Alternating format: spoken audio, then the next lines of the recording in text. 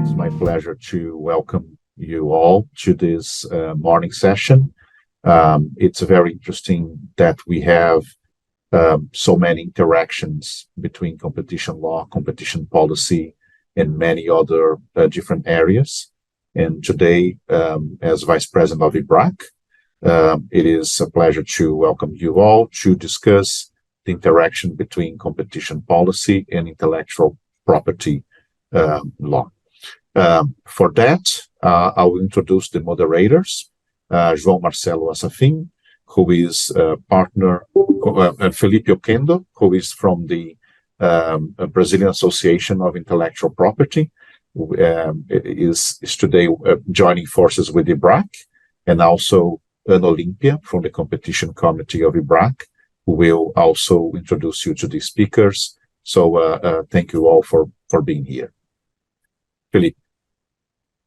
Thank you, Renê. I would like to start by thanking IBRAC in the person of the Vice President Renê Medrado and its members Olimpia and Ricardo Mota, who were pivotal in organizing this webinar. Also, I would like to thank LIDC Brazilian Chapter President Paulo Parente, and the coordinator of the Study Committee on Competition Law of the ABPI, the Intellectual Property Brazilian Association, Lucas Antoniazzi, and of course, all our distinguished panelists here today. I'm actually, today I'm wearing two hats. I'm representing the board of the ABPI, but I'm also representing the board of the LIDC. And I would like to talk a little bit about the LIDC because this is the first of many, I hope, times that we join forces with IBRAC. LIDC is a long-standing international association created in 1930. It is based on Switzerland, and it serves as a unique platform for exchanging and developing ideas and knowledge on competition law, intellectual property law, and unfair competition law. Our motto is where unfair competition law, and IP meet. LIDC is actually more a confederation than an association. It is formed by 18 national chapters, including Hong Kong, Brazil, and many chapters in Europe and UK. And we count with more than 800 members internationally. LIDC develops a lot of different activities, for example, webinars, which are also open to non-members. We have study groups for members only, and we hold an annual congress each year. And next year, 2024, it will be in London on November, so also save the date already. The Brazilian chapter of the LIDC is ABPI, and if you are interested in joining LIDC in Brazilian territory, I urge you to check our website and connect with ABPI, and I'm also available for contact. This said, I will introduce now João Marcelo Assafim. He's a partner of the Lima, Assafim and Advogados Associados. He is an associate professor at the law school of the Federal University of Rio de Janeiro. And he is also a professor and doctor, if I'm not mistaken, by the Universidad de Salamanca. I will give up now the floor to Olimpia to introduce the other speakers. Thank you. Thank you so much, Renê, Felipe, and I also like to thank all the audience and also the speakers. We're very happy to have you all here. Hartmut is accepted a very early event. He's, I believe, 8 a.m., right, Hartmut? So first of all, I would like to welcome you all for this event. This event has been planned since the beginning of the semester. So Ricardo and I from IBRAC and Lucas and Felipe from LIDC have been discussing the format and the speakers, and we are happy with the final result and anxious for you all to have a great time. The speakers, each one of them will have time to show some cases and the overview of the issues, the intersection between IP and antitrust law, and then we'll open for questions. So if any of you have some questions, please write it down, and we'll be happy to put that on for our speakers. So just to make an overview of this topic in Brazil for Hartmut, that will be the next speaker, this topic has garnered attention because of the discussion of friend terms within the Brazilian government, but this issue sporadically comes to CADE's discussion. So we have been discussing these issues for a couple of years already. So to introduce Hartmut Schneider, he will start the discussion with the situation in the US. Hartmut is a partner at Wilmer, Hale. He practices antitrust law in the US and also has experience in the other side of the Atlantic, right, Hartmut? And he also advises clients in topics within the intersection in antitrust and IP. So we're very anxious to hear your thoughts on that, Hartmut. And before Hartmut speak, I just introduced Jade Lima too. She's a coordinator at CADE. And before joining the Brazilian authority, she has practiced IP and antitrust law and also has researched on these both areas. She will provide her insights as a researcher, a practitioner, and also now as an authority. So welcome, Jade, too, and really thanks for accepting our invitation for this event. So now, Hartmut, please, you have. Thank you, Anna, and Felipe, my co-panelists, Renee for the introduction, and Ricardo for the invitation. It's always great to be with IBRAC, and it's the first time for me that I do this in collaboration with ABPI, so I'm particularly excited about that. I hope everyone can see the slides. I see some nodding on the panel. So yes. Take that as a yes. Thank you also for letting me go first here, even though we are, of course, focused on developments in Brazil in particular. I thought I would start, as Anna said, with an overview of what has happened in the United States in the context of IP and antitrust law. And when we think about IP and antitrust issues in the US, sort of a traditional way of breaking it down, and this is not US specific, but really universal, is to think about these issues either in terms of technology markets, in particular semiconductors, cellular technologies, those kinds of things on the one hand, and pharmaceutical or healthcare questions on the other hand, where traditionally on each of these two sides, the IP issues have been a little different. Perhaps the most striking difference is that on the pharma side, traditionally, the typical pattern is a single patent or maybe a handful of patents protecting the molecule, whereas we encounter more frequently thickets of intellectual property on the technology side. On each of these sides, we've had, buzzwords, hot topics that have occupied us for a while. On the technology side, most of the discussion has been around standard essential patents, both with respect to licensing practices involving standard essential patents and also with respect to whether the owner of a standard essential patent who has made a commitment to license those patents on fair and reasonable terms can get an injunction against an implementer if there is a dispute over what an appropriate royalty rate might be. And that really will be the focus of the discussion today. There's a very interesting development apart from that, which has to do with the aggregation of patents that are standard essential. This is in the context of whether patent assertion entities potentially violate antitrust law by accumulating portfolios of patents that they can assert against implementers of standards. In particular, the main case on the technology side here is Intel versus Fortress in the Northern District of California from about 2 years ago. I won't spend too much time on the pharma side, but just to mention the highlights there.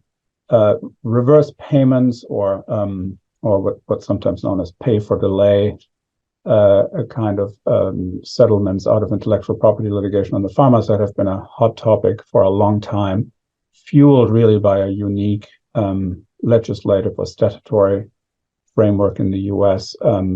I've mentioned the cases here. You can punch these numbers into Google Scholar and get the cases. FTC activist is now 10 years ago and still going strong. The other topic is product hopping. This is a situation where the pharmaceutical original innovator tries to extend exclusivity for the molecule by introducing different forms of the product, and there's case law on that as well. And then there's also a very similar patent aggregation discussion happening around whether it can be an antitrust violation for a pharmaceutical innovator to accumulate multiple patents around the same, I'll just say, drug for simplicity, and the AbbVie case here is the lead on that. But as I said, I won't spend too much time on this here. To launch into specifically the standard essential patents discussion on the technology side, a few case developments, and even though I've said recent developments, I apologize for starting before 2020, because I think that sort of paves the way for the discussion that I'm going to introduce in a moment. Before about 2020, there's no magic to the 2020 number. This is just a division sort of in the way I think about it. Before 2020, a lot of the discussion around standard essential patents was what the commitment by a licensor to a standard setting body to license on fair, reasonable, and non-discriminatory, so FRAND terms, what that means for remedies. Typical situation is a standard essential patent owner, for example, in cellular technologies, someone like an Ericsson or a Nokia, is in discussions with an implementer to try and get a license in place. There's disagreement over what the right royalty rate might be, and the parties come to a standstill, and then the question is, can the licensor get an injunction preventing the marketing of the products? In the US, the courts have analyzed this under something called the eBay standard, which is named after a Supreme Court case, and that standard looks at four things. First is whether, if there's no injunction, there would be irreparable harm. Second, whether there are other adequate remedies of law, and then more of a balancing test of hardships and the public interest. And before 2020, the courts, not universally, but often have denied injunctions for standard essential patents under this test, saying either there is no irreparable harm or no adequate remedy at law. And the basic argument was that by virtue of granting a commitment or making a commitment to license the patent on reasonable royalties, the patent owner has essentially said, money is an appropriate remedy. I am fine with a license. I'm not going to insist on excluding a product from the market. And so a number of courts have held, and you can see the leading cases here, a number of courts had held that injunctions were not available in the US, and this is not a universally held. It's not a universally held view in the US. It's also certainly not a universally held view worldwide. So this was the topic that perhaps caught most of the attention in 2020. We've since had a number of cases, two in particular, that have gone a little deeper into standard essential licensing practices. And the two cases are, first, the Federal Trade Commission's lawsuit against Qualcomm that resulted in a decision by the Ninth Circuit Court of Appeals in 2020 on the one hand, and then second, and I'll talk about the second one in just a moment, a case involving Continental, the German automotive supplier, and Avanci, which is a patent pool, also relating to cellular technology. And let me just address both a little bit, because I think they really are they're both perhaps the most prominent cases recently, but they also really reflect on the kinds of issues that have arisen in this area beyond the question of whether injunctions are possible. The FTC case against Qualcomm is one of several antitrust cases, investigations, lawsuits against licensing practices by Qualcomm, the cellular modem chip manufacturer, and also the holder of a very significant patent portfolio in this area. When I say several, I mean you're probably aware of. I'm not aware if there was an investigation in Brazil, unfortunately. Maybe Jade can and you all have better information about that. Korea has investigated. The European Commission has investigated. There's a whole host of antitrust authorities that have looked into this. In the US, this culminated in a lawsuit by the Federal Trade Commission against Qualcomm, alleging that a number of Qualcomm patent licensing practices were illegal under the antitrust laws. That lawsuit initially went to the District Court for the Northern District of California, which issued a decision which on Google Scholar, where the font I think is Arial 9 or something, is 80 pages long, and then Ninth Circuit Court of Appeals, and sort of cutting a bit through the complexity of the case. The two key questions that this case addressed was, one, whether the licensor of standard essential patents is required to license these patents at every level of the supply chain, and two, whether if the licensor demands royalties that are greater than friend, that are excessive, however measured, whether that in and of itself can be an antitrust violation. Qualcomm in this case, as you may know, had a practice of licensing its standard essential patents only to original equipment manufacturers, which in this context meant the Apples and the Samsungs of this world that make cell phones. It did not license its patents to chip or modem competitors like Intel, for example. And that resulted in a claim that the refusal to license at the modem chip competitor level was anti-competitive. The Ninth Circuit Court of Appeals ultimately said no, based on the circumstances of this case, not a problem. The other question was, if a court were to find, and important to say, the court did not actually find this here at the Court of Appeals level, but if a court were to find that the royalties are greater than friend, is that an antitrust violation?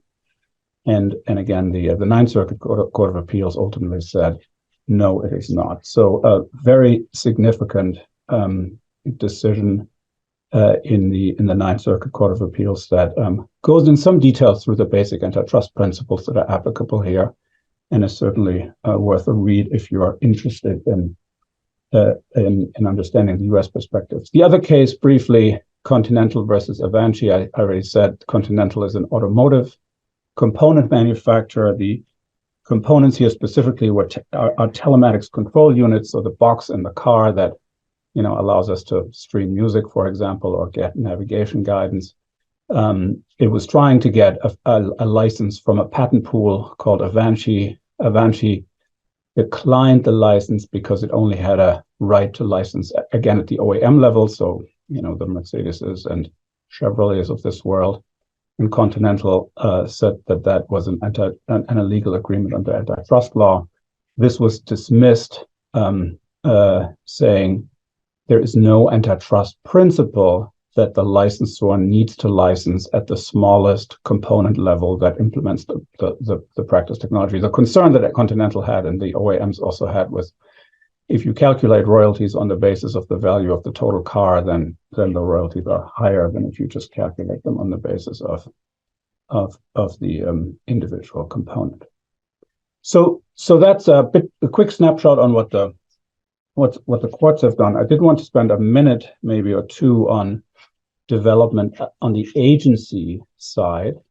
And here again, when we look at the Federal Trade Commission and the Department of Justice Antitrust Division, it is sort of useful to break the policy approaches into three buckets. From a timing perspective, there's the pre-2007, so in our world, that's the pre-Trump administration approach. Then there is the 2017 to 2021 approach during the Trump administration, and then 2021 to present, the Biden administration's approach. And as you can see from my reference to the presidents during that time period, this happens to also break roughly by political lines, which is a relatively new development in the US. Before 2017, really briefly, both agencies generally thought that SEP holdup could be a risk to competition, so that brand commitments could be a potential competition issue. Under the new Madison approach starting in 2017 by the then Antitrust Division Chief Megan Del Rahim, brand disputes were really viewed as pure contract disputes where antitrust law has nothing to say. And then now we're in a period where the heads of the agencies are probably closer to the pre-2017 period, and that they generally agree that these are antitrust problems potentially, but where these standard essential patent issues are just not as prominent as they used to be in the past in prior administrations. I'm not going to go into the details here. There's some funny issuance and withdrawal of guidance that is odd, but certainly something that's interesting is here on the bottom right side, a statement from FTC Commissioner Rebecca Slaughter, who said that, we think the FTC should investigate these SEP questions, but speaking for Slaughter, she does not think that the FTC should get involved in fights between, the big guns in this area like Qualcomm and Nokia and Ericsson and Apple and Intel, that it should really focus on small and medium enterprise implementers, which as a practical matter means there's just less focus on this area than there used to be. So that's my overview of US developments. Again, I'm very happy to be here, and I look forward to hearing the Brazilian perspective. Thank you very much, Hartmut, for your very insightful presentation. Before passing the floor to João Marcelo Assafim, I'd like to acknowledge the presence of some very bright attendance here. I see attendance from the INPI, which is the Brazilian PTO, the IP office, and also from CADE. So thank you very much, everyone, for being here. Now I will give the floor to João Marcelo Assafim, who will give an overview on some key cases on IP and where IP and competition met. Go ahead, João, the floor is yours. Okay, thank you very much, Felipe Oquendo. He's being here with you, with our Vice President, Renê Medrado, with an Olimpia from IBRAC. It's some kind of a dream come true, because IBRAC is the association in Brazil that means competition law. And the same in ABPI. And when I was in Spain, Santiago de Compostela, with my jefes, como Botanagra, Gomes Segade, LIDC was always on the shelf. And the intellectual production of LIDC was for me something very special. So you all together at the same time, it's a dream come true. Thank you very much. And I would like to send my best greetings to Jade, Vinagre Lima, the policymaker, the authority, and thank you very much, Hartmut, Schneider. I am here in a learning time, so I'm trying to bring some bullet points some of my concern, look into the future, and maybe we can cooperate with our policymaker to show some highlights and think together about these problems that are not that so small as it should be. So I'll try to be, to show in first place our object. And Felipe and I have been talking for a long time about the intersection between IP and antitrust. And so we decided to make this cut and look to the standard essential patents and friends. Friends to us is a matter of technology transfer agreements. I've been working on this for a long time, mainly in the anti-competitive restrictions of these agreements. And so the subject matter in this case, when I look to these problems here in Brazil, is patent first place. It is the issue is patents, and the antitrust analysis start always with a problem of IP. If there is a fraud, or this is some kind of if it is void pro tanto, things like that. On the other hand, market failure is a problem to us. So when suddenly there is, for example, despite of being a fan of patents, I think our development of the Brazilian enterprise depend on patents. On the other hand, it is possible abuse. And when there is some market failure, this is a problem. So this is the relation between SEP ownership and market power. The target is only informed. So if we look beside to what's happening, for example, in other fields of research and development, AI, for example, or we can seize cooperation. And there's no problem at all with it.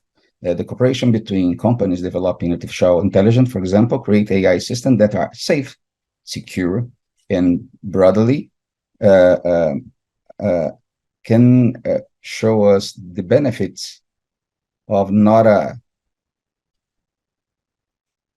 struggle for the leadership. So the range, sorry, because I have one problem here. Okay, the range of cooperation strategies I show here, for example, redistributing windfall profits to assistance to address the harmful dynamics of competitive race for technological superiority. So, no problem at all. So I look to Schumpeter, I see the dynamic competition working on, but there is a critical tension here when between the cooperation and the goal of competition, we see some kind of diminishing rivalry between these companies.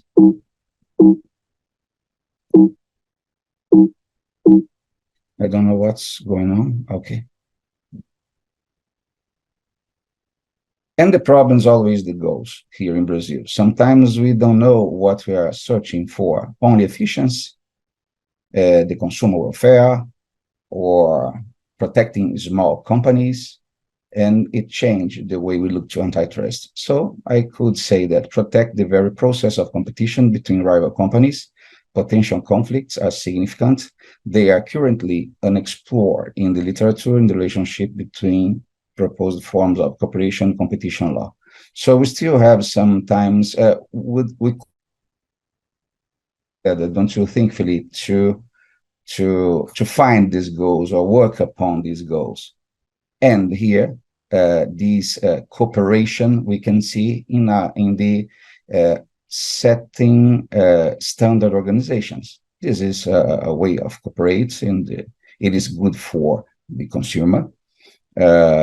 Speaking here, English is a pattern, is a standard. Portuguese is a standard. It makes possible communication. So it is good for, but anyway, we may focus on the European Union and compare with the Brazilian positive law. I don't know, Hartmut, please help me if I make some mistake, but I think the positive law is something like that. talking about the Busa dominant position, 102, that was before 82, and then 86. And the agreements of friends is in the agreement section, 101. There was 81 and before 85. I won't talk about the US. Hartmut make this fantastic job right now. And in Brazilian law, we have this new antitrust law, the Article 36, the third paragraph, and these items 3, 4, 5, 7, 8, 9, 14, and 19. And the problem is the market power, also in Brazil. I have to recognize, Felipe's always happy when I say that, it does not necessarily result from the patent ownership as such. So, okay, we are in the same page right now. But we gotta know before if is there a valid and truly standard essential, because it impacts on proof, don't you think, Felipe? Sometimes people say, okay, it's essential, so we don't have to prove anything. It's a doubt. There's no specific language in our legislation for essential patents. We have patents in the law. It must be said. So it's the same thing. It doesn't mean, I was listening the presentation of Gabriel Leonardo, our president of ABPI, he said, it doesn't mean that essential patents does not exist. And that's the point. Not different from other patents, okay? Not IP in general. We have the same faculties. They use pre-bending. It is used to operate on respective standard-based markets, okay? But it is a patent issue in the first place. But I gotta say, on a patent or any other exclusive rights does not mean an antitrust exemption. So it is not wrong to say that under European legislation, it is accepted that SEP can convey market power, but not necessarily always so. And suddenly I remember of the McGill case that treated copyright as essential facility and applied a compulsory non-exclusive license for a database. It's the program of the television. I think the televisions decide to have a newspaper, and this is the issue. I won't give you more details because case related to SEP and market power, we don't have in Brazil. No one. I don't see in the past or in the decisions. And there's no clear relation between market power and SEP in Brazil. But we have to look to European Union. So this is the fantastic case, it's a landmark case, Hawaii ZTE decision. The parties agree that Hawaii held the dominant position. Of course, there's no mention to a rebuttable presumption, but maybe because of the agreement between the parties. So we have many decisions. Both states, however, different approach taken in order to determine if the key points bring for by Hartmut, Schneider. There's no consensus if the proprietor of a SAP in case of injunction violates the 102 TFL. But what are we talking about? Is there a problem, the injunction, when you have a patent essential? It is a bundle of technologies, and maybe, as far as I know, not even the expert know what it is actually. But in the way to learn, and through this way, the scientists, the investor, and the patent owner and the research center are working on the next generation. And the legislation in Brazil its goals is to foster innovation somehow. So I bring here the UK Court decision on Wire Planet, handed down, in this case, the first major ruling on SAP friend for the literature, pose a number of questions, some key of them. Some bring by Mr. Schneider. I bring German case, and this case is about the leverage generated by a SIP, but also bring circumstances which may limit the holder's power. And some of these circumstances are the two sides, not the patent gazettes, give the patent owner the right to use an injunction. And the other hand, we have the Gesetz gegen Wettbewerbsbeschränkungen, the treaty that prohibits the abuse by one or more undertakings of a dominant position on a market. This is the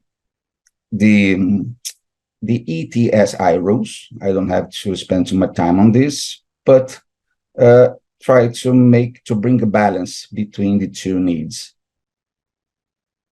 And inter alia, it's considered that a high number of SAPs in the standard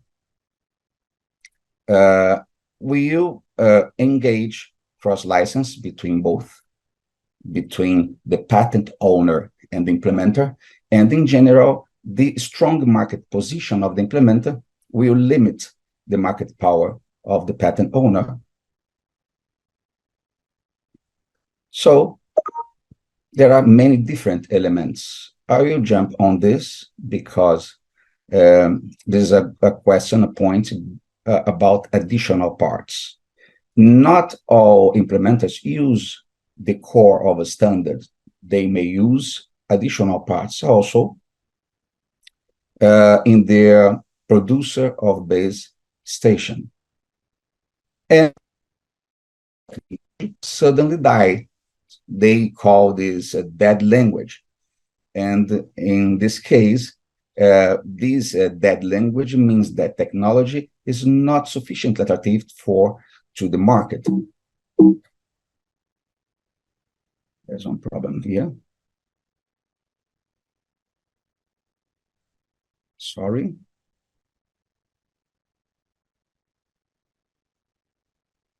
I'll talk about the core of the standard.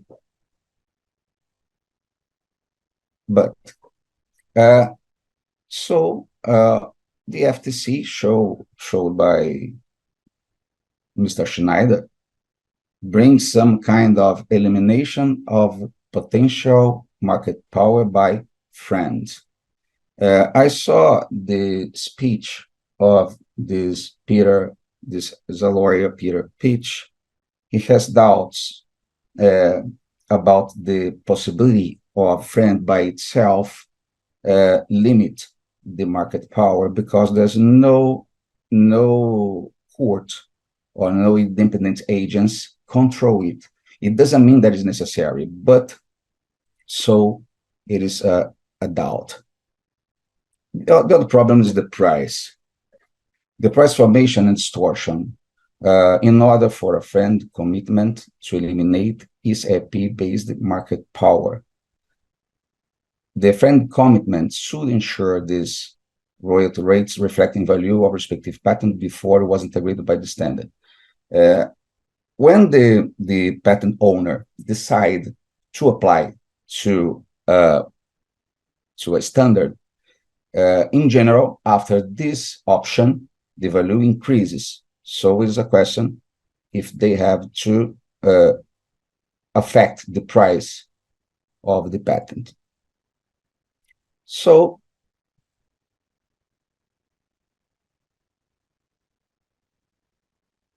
I'd like to say something about the Brazilian authority. Here we have presence of the policymaker. In 2015, we have one case. This is the preparatory procedure, and initiated in behalf of TCT, a Chinese company, and against Ericsson. The Brazilian authorities understood that there was not enough elements to characterize the infringement. It was not an antitrust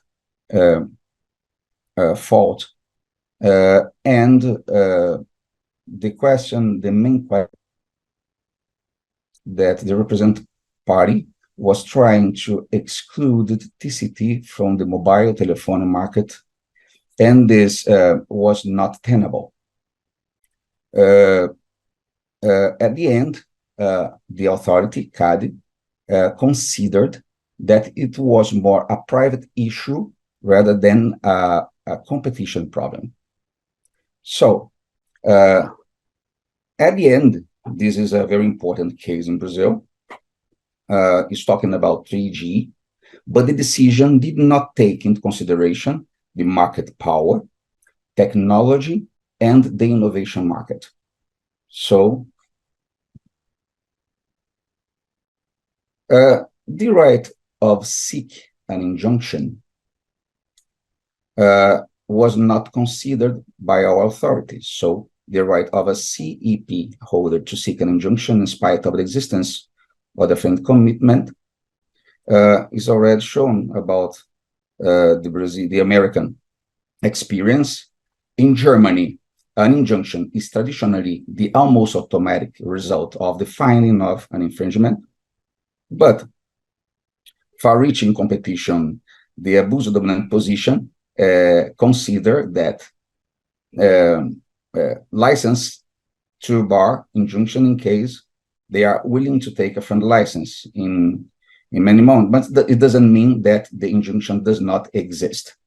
Some of them may stay in the appellation. The other case is the Brazilian. This is about patents and just 5G. And our court decided in a most recent conflict involving Ericsson in a debate of global licensing contract, the use of mobile broadcast internet technology. In this case, at the end, was seeking to prevent competitor from using the technology without due payment for royalties. As a matter of fact, the authority, the court, decided that the licensee should pay for each device, but at the end, there was an agreement. A later agreement was announced between the parties, agreeing the license agreement on global scale for use of technology, include 5G patents. It's very common field of use restriction. And the question is whether a SEP holder, on which level in the chain production and distribution it grants a license. João,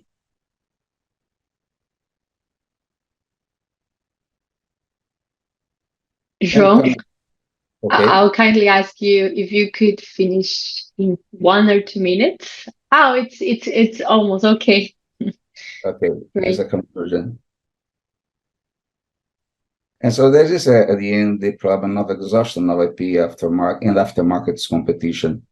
The exhaustion problem is always in the end of the chain, and sometimes the owner refuse or have doubts about licensing the last moment of the chain because of the exhaustion theories. So they don't have any more control before the first sell. By the time the product enters the market, it can't be stopped anymore. In the past, it was the Articles 29 or 30 of the Treaty of Rome. And in Brazilian, we saw some, it was alike the problem of aftermarkets in the design. We remember the case ANFAP, where the automobile factories started to protect the pieces of the car by design, and so they could stop the generic commercialization of these products and somehow control the pieces and the service markets, the first, second, and the third level. So the conclusion, this is an IP issue in first place. It is a problem of the limitation of the rights. The second, patent is not an antitrust exemption. The third, the relation between SEP and market power is not automatic, but usual. The fourth, the owner's right should be protected, and good solution come through a non-exclusive license based on friends. 5, it is possible to abuse of dominant position, but it is not always. And 6, the exercise of use prohibit in a market failure. So that's all for all. Many thanks for your patience, and that's it. Thank you, João. That was great. We have a very short time. That's why I interrupted you. So we could keep the 1-hour event, but I believe we will have to get more time from everyone so we can hear more what Jade has prepared for us. So Jade, please come in and show your insights. We are anxious to hear from you. Well, thank you very much. And well, first of all, I would like to thank first IBRAC for kindly inviting me in the name of Renê, the Vice President, and Olimpia and Ricardo. Thank you very much for being part of on this event. Also, Felipe, who I also had the opportunity to chat a little bit on LinkedIn some time ago, but now I can be talking with him in person. So, and on his name, on a name of ABPI, I also thank for also inviting me. Well, first I would say that intellectual property will be like my first love, the law on my law background. It was the reason why I actually went to the antitrust field. They're both very related, and that's what we're going to talk about right now. First, I would like to ask permission to share my screen. Well, so they kindly asked me. Well, actually, first of all, I have to make that traditional disclaimer that all the opinions that I make, all the ideas that I present here are not necessarily the opinions of the authority which I am that I work for. So that's, well, first the primary disclaimer. So I'm here actually talking about a researcher review with experience in all those fields in practice, and also like in the authority's perspective. First my two colleagues, first Hartmut. I would also like to thank my colleagues for sharing the panel. It's an honor to be with you, Hartmut. So first brought the vision of IP cases related to antitrust. So now I'll bring a little bit of the Brazilian perspective. And first, I will apologize for taking 2 steps back, because I think that maybe it's important for some of our audience that are not actually very familiar with antitrust to understand a little bit how is the antitrust analysis and what's the actual relation between antitrust and intellectual property rights. Why are they both so well related, and what are the impacts of those rights in an antitrust analysis? So first of all, I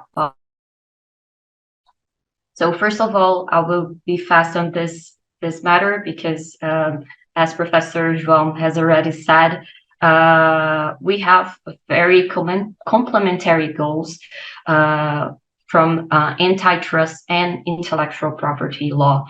And why? Because, well, both of them directly or indirectly spurs innovation and competition. Well, as intellectual property rights has the main goal to spur innovation, and then indirectly make an incentive to competition.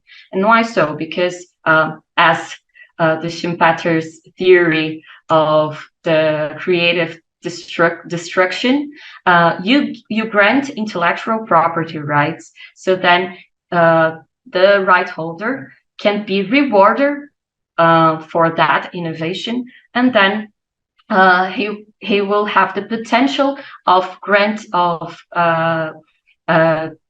obtain highly profits, like extraordinary gains. And these extraordinary gains will also stimulate competition. And why so? Because the competitors, seeing that the IP holder will have those extraordinary gains, they will also seek to innovate. They will be stimulated to also to pursue those extraordinary gains, those monopoly profits, because they will see that they will have if they innovate, they will have assured the exclusivity of exploitation of that innovation, and then they can so also have those extraordinary gains.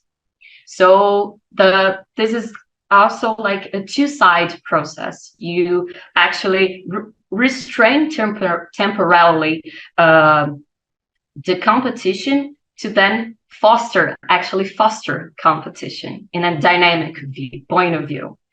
So that's why you have IP stimulating innovation and also competition in an indirect way, and you have also antitrust that first as a first goal, as a main goal, will foster competition, but will also foster innovation, as competitors will also seek to innovate, to grow in the market, to also gain market share and be like more competitive in that market. However, despite of that complementary goals of those fields, we can see that the relationship between intellectual property and competition is not always balanced or peaceful, and not exactly because of the policies of the laws. If we see like both systems, they exist in harmony. However, when we see like the practice of intellectual property holders, sometimes they can actually cause some competition issues, some competition harm. So the first question that we can first ask when we are talking about this relation would be like the traditional question. Well, an intellectual property will not assure a monopoly or a dominant position for the right holder.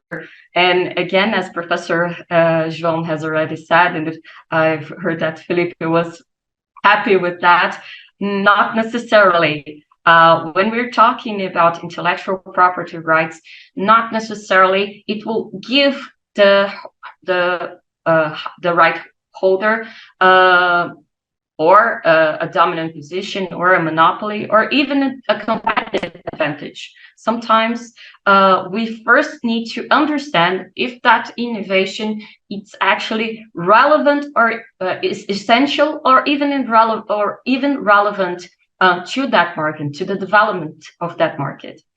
So sometimes it can be irrelevant if it's unsuccessful. It can also give a competitive advantage, what we call the first mover advantage. It will protect this first mover advantage. And in some cases, if this innovation is successful, it can give the right holder a dominant position, as it will gain more market power in the market. So it could also lead to a dominant position. And in some cases, you could be talking about a monopoly, mostly in a static way, if we think like in an economic perspective, in a static way, because markets are dynamic. So usually, if we're talking about a very disruptive innovation, this innovation sometimes cannot have substitutes, and sometimes it cannot have any substitutes. So in this matter, we can think that, okay, this is a monopoly. You don't have any close substitutes to that product or that process, and then we are talking of the innovation that it's a relevant market in itself.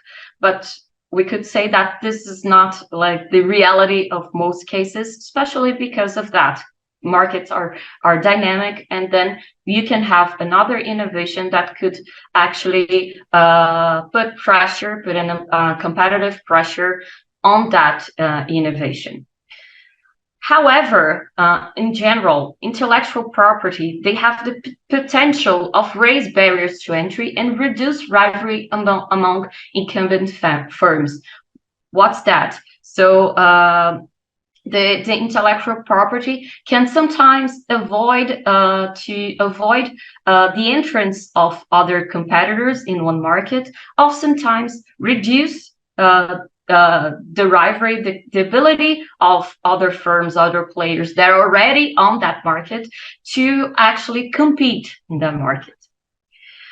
And that's why we sometimes see that the exercise of intellectual property rights may cause anti-competitive effects. It depends not exactly on having or not having those rights, as we saw. Sometimes they're even irrelevant to the market, but we have to see how those rights are essential or relevant to the market, and also how the right holders are actually behaving in that market regarding those rights. So our antitrust law states in our Article 36, we have like a list, a non-exhaustive list of potential antitrust behaviors, and all of those lists that are introduced in the paragraph 3rd of the Article 36 are all related to those 4 potential anti-competitive effects. Once it's the market dominance, but not the dominance by itself, but the dominance that it's achieved by not not by the own merits of that firm. So that firm that achieved the dominant position, but not by efficiency, by its own efficiency.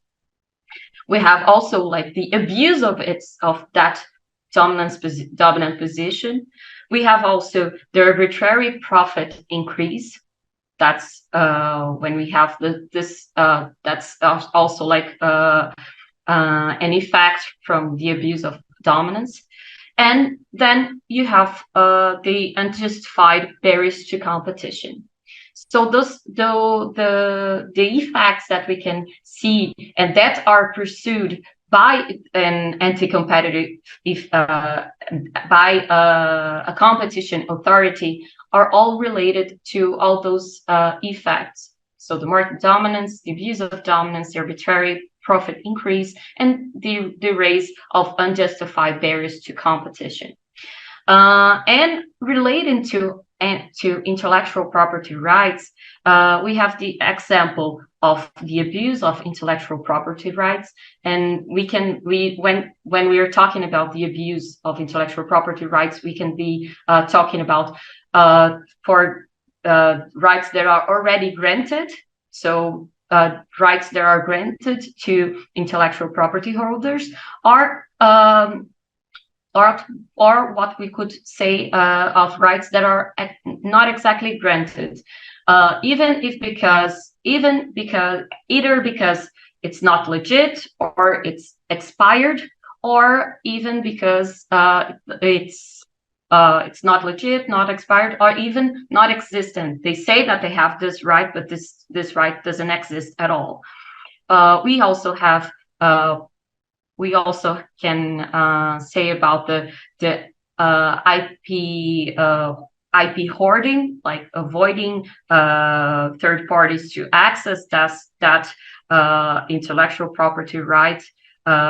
Even when sometimes the right holder, even it's not using that right, you have the most common case of intellectual property anti-competitive conduct relating to intellectual property rights, that is sham litigation, as we'll see soon. We also have the refuse to deal. That's one of the main issues when we're talking about SCPs and front licensing.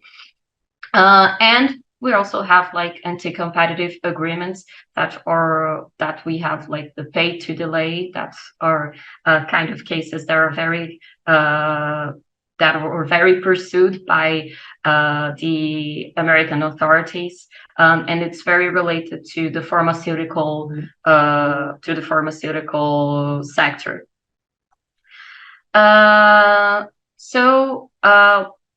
What's the main thing about this? As we said, intellectual property rights, they are there to solve a market failure. Yeah, we have to give the incentive to players to innovate. However, it can also, depending on the situation, it can lead to anti-competitive effects. So what are the competition authorities, how competition authorities look to those issues? So the antitrust analysis will look at the anti-competitive effects vis-a-vis conjunctive efficiencies, what we call the rule of reason. We'll analyze if the anti-competitive effects are higher than the conduct efficiencies. If the conduct efficiencies are higher, the case will be dismissed. It's cleared. However, if you have an anti-competitive effect that's superior from the efficiencies, then you may have a case. You may have a conviction case. But what are the main questions that we have to go through to analyze that? Well, first of all, we have to understand if the authority is actually competent to analyze that matter. As Professor João has said, we sometimes face some cases in where we are actually talking about a private litigation case and not a competition case. And why so? Because sometimes we face cases in where we're talking about private competition. And what could we call like private competition? Private competition would be those infractions where a party is actually infracting the right of another competitor. So we are talking that infraction between competitors. But when we are talking about the cases that actually are brought to CADE and are actually can go to a further antitrust analysis, we're actually talking to anti-competitive conduct, which are competitions who actually have the potential to harm the competition, the competitive process, and not the right of a specific competitor. And that is very important. And also another important issue is that the authority does not analyze the merits of the intellectual property right. What I mean with that? We don't analyze if this right is legit or not. This is a competency of the our intellectual property office, our Brazilian IPO, our INPI, or of the judiciary system. They will analyze if this right is legit or not. But CADE will actually analyze the effects of this exercise on the market, if the exercise is legit or not. And then back, so if we understand that, yes, this is a case of that the authorities has competency to analyze. So what's actually the theory of harm? What's the competition issue that we're talking about? What one of that four problems that we're actually analyzing, it's actually happening, could actually be happening in this case? Could be raising the barriers to entry, could be reducing the development of that market and the growth of other competitors in that market. What are we analyzing in that case? Then we have to understand what's the relevant market in that case. And this question is actually very important because when we analyze the intellectual property analysis of relevant markets, I would put like that we're talking actually, as we're talking about infringement between competitors, you are not talking about potential competition, but an actual competition. And when we're talking about the antitrust analysis, we're talking about potential competition.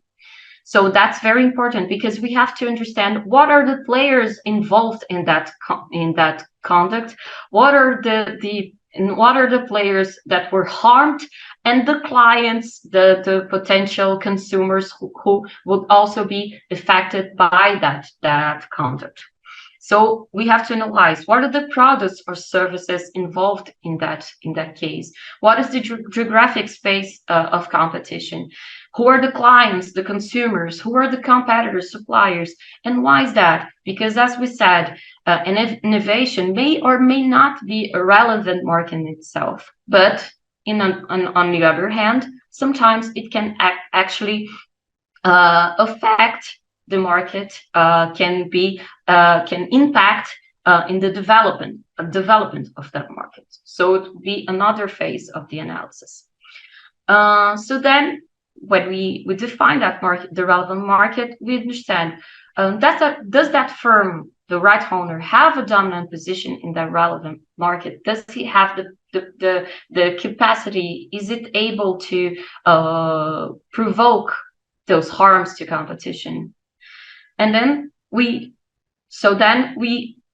if so, we analyze what is the impact of that intellectual property on that market? So we then go, how is essential of this intellectual property right for entrance? How essential this right for the development of that market? And finally, we go, okay, we have a case on that this right is relevant. The right owner, the right owner actually behaves in an uncompetitive way. But what are the possible efficiencies that arise specifically from that conduct or from that merger that we'll see as well? And specifically, what we mean, what we want to say with that is that what by no other means can be produced by that conduct. Which efficiency by no other means can be produced from that conduct. So those are the main questions that we have to be aware when we are analyzing an anti-competitive question. So just a very fast overall look at intellectual property conduct cases at CADE. As we can see, like in the past 10 years, we had 15 final decisions in cases at CADE. 13 cases were dismissed or closed. One case was convicted, and one case was convicted, but not because of intellectual property issues, by other issues, anti-competitive issues. And as we can see, most of those cases were actually CADE took a further look in those cases as they went to an administrative procedure stage. So that's the stage where we will actually look into those anti-competitive effects. 3 cases actually were dismissed in a preliminary proceedings. And that's when we mostly find that that is a case of mainly because of private litigation aspect. And 5 cases were dismissed as an administrative inquiry stage, at an administrative inquiry stage. And from those, in all those 15 cases, we can see that most of them are cases of abuse of intellectual property rights, but related also to sham litigation. This is like the most of the cases that are brought to CADE, brought to the authority, are actually related to abuse of intellectual property and sham litigation. Yeah, they both combined. But we also have other cases related to refuse to deal and sham litigation, only sham litigation. And the fields, the markets that are analyzed are mostly pharmaceutical, this pharmaceutical sector. And also we have something on technology, biotechnology, and automobile. And automobile are specific design patent issues, discussions that we have on FAPI, and another case from automobile alarms, the design. But this case were also dismissed. It was the case that was convicted by other issue that was not the abuse of intellectual property rights. And that I have to first to first thank Letícia Banic, who wrote an amazing article that is called The Conduct of Unilateral Abuse of Intellectual Property within CADE, which it's not published yet, but I will recommend all of you to read. It was rewarded with a prize in the Women in Antitrust book, with the Heisen Prize. And in this article, in this paper, Leticia makes a very interesting overview of CADE's cases and some issues that she thinks that are relevant. And she also states how sham litigation are the core analysis of antitrust cases at CADE. But then, when we're talking specifically of SAP's friend and antitrust cases, as first Professor João has already brought, we actually have one case at CADE, but it was dismissed as a preliminary proceeding that involved TCT and Ericsson. TCT has already been said, actually accused Ericsson, that was the holder of 3G standard essential patent rights, of abusing intellectual property rights by making sham by being involved in sham litigation conduct and using patent holdup, like using its patents to claim for higher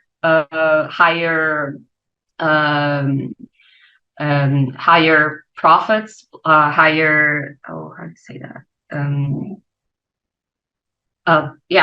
to make to have a better negotiation aspects.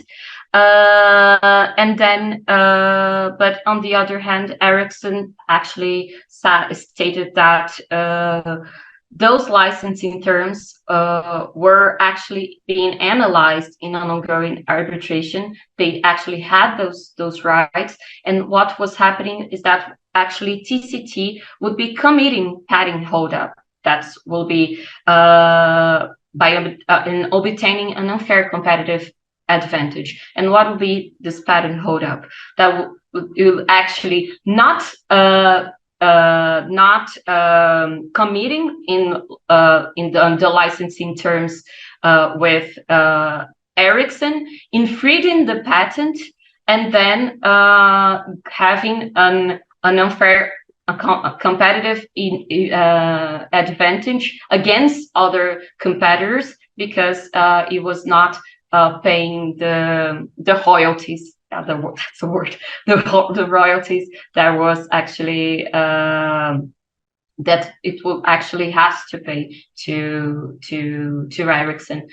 And in that seeing that situation, CADE actually dismissed this case, understanding that was a lack of evidence of antitrust violation, because this was actually a private litigation case and not an antitrust violation case. And finally, I also thought that would be interesting for we to see that not only in conduct intellectual property are relevant, but also in the merger control analysis. Because as we said, intellectual property rights can raise, they have the potential in some cases, in some markets, to raise barriers to entry and to reduce the rivalry between incumbent players in that market.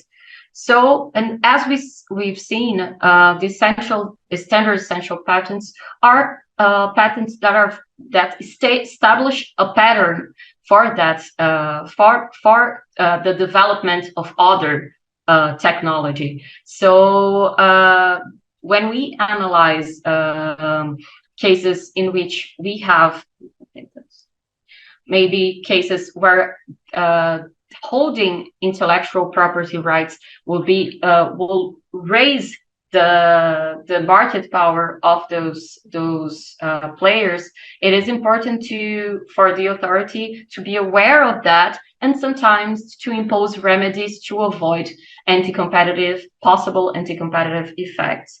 So that's what we've seen in the Bayer Monsanto merger case, that involved the markets of pesticides, soybean biotechnologies, soybean seeds, cotton biotechnology, the cotton biotechnology, and cotton seeds and vegetable seeds. In that case, CADE saw that there was barriers to entry and the reduced rivalry because of the absolute dependence of competitors in the soybean seed market on the licensing of third-party biotechnology to operate in that market. And there were also conglomerate effects by the relation between non-selective herbicides and the seeds, the transgenic seeds. So what was the solution in those cases? The parties signed an agreement with CADE that we called ACC, and they has compromised to with the licensing in front terms in a non-exclusive term.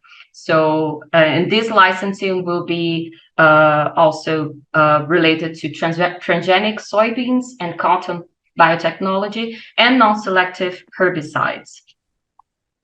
Jade, And I'll finally, have to quickly interrupt you. If you could conclude in a 1-2 minutes, please. This is the final case. So we'll have also in the similar situation in the Exalted Gem Plus merger case, the Gemalto, that involved the production and sale of smart cards, and there are mainly SIM cards for cell phones, the chip. So we didn't have a Qualcomm case, but we have like this merger case related to the chip smart cards. And the applicants, they were both holders of a broad portfolio of SIM card patents, and 2 of those were standard essential patents. And the solution was a kind of agreement with CADE of a 10-year non-exclusive licensing in front terms for companies operating in the Brazilian market. Well, that's mainly it. I'm sorry for taking more than... We thank you, Jade, for that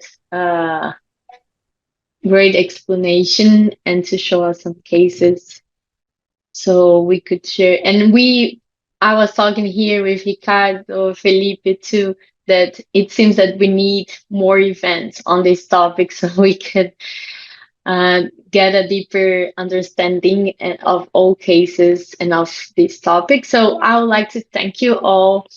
And I know that Hartmut has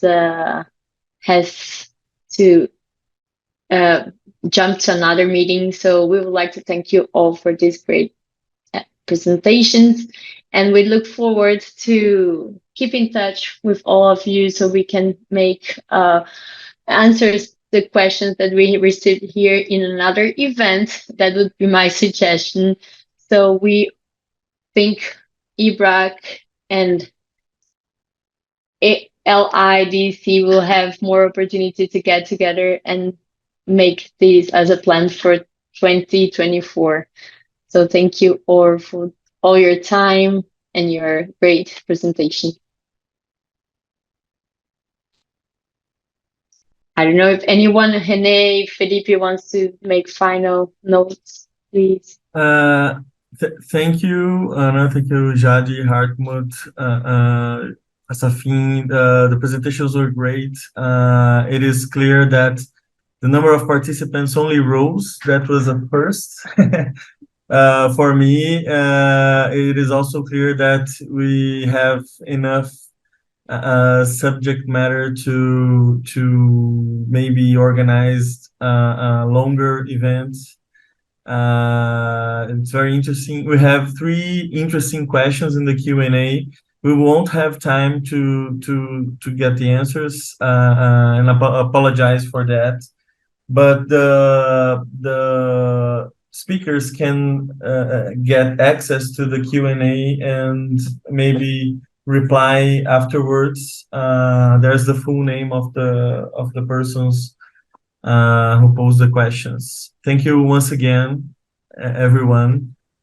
And I don't know if Thank you. Yeah, thank you. Say. Thank you, Felipe. Thank you, Ana. I think I second an Olimpia on making another event on this. I think we can probably focus on the specific cases because they are very rich.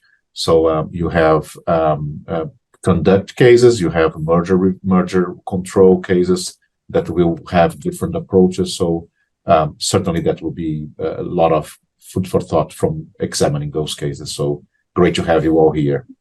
Thank you, Ricardo and Olimpia, for putting this together, and Felipe.